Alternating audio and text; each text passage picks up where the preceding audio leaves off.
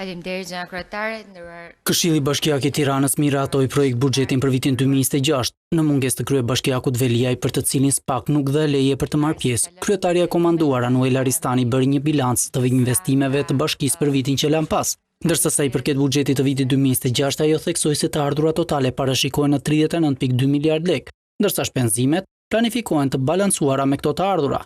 Pastrimi i qytetit vetëm, pastrimi i qytetit zë 25%. Pra, kur flasim për shpenzime korrente, flasim për si përmarrje të mëdhaja të mobilizimit të qytetit, siç është ai pastrimit, i cili zë 1/4 e tij, transporti publik me 11% dhe arsimi bazë me 9%. Ajo tha se në fokus të veçantë do të jetë zgjerimi i infrastrukturës, zhvillimi ekonomik i qëndrueshëm, politika sociale dhe mjedisore, si dhe ndërtimi i një qyteti me standarde europiane jetese. Projekt buxheti i afatmesëm 2026-2028 është një dokument i përgjegjshëm financiar, i qëndrueshëm dhe i orientuar drejt investimeve, shërbime publike dhe mbrojtje sociale.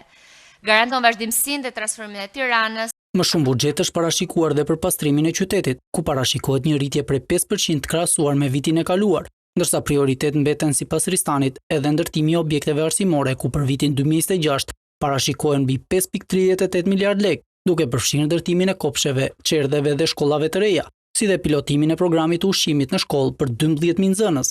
Nisur nga kërkesat e larta, Ristani deklaroi se në vitin që vjen do të rriten kuotat e kredive të buta për strehim, si dhe parashikohen stimuj për 2.900 nxënës ekselent dhe subvencionim të transportit për 65.000 studentë dhe pensionistë.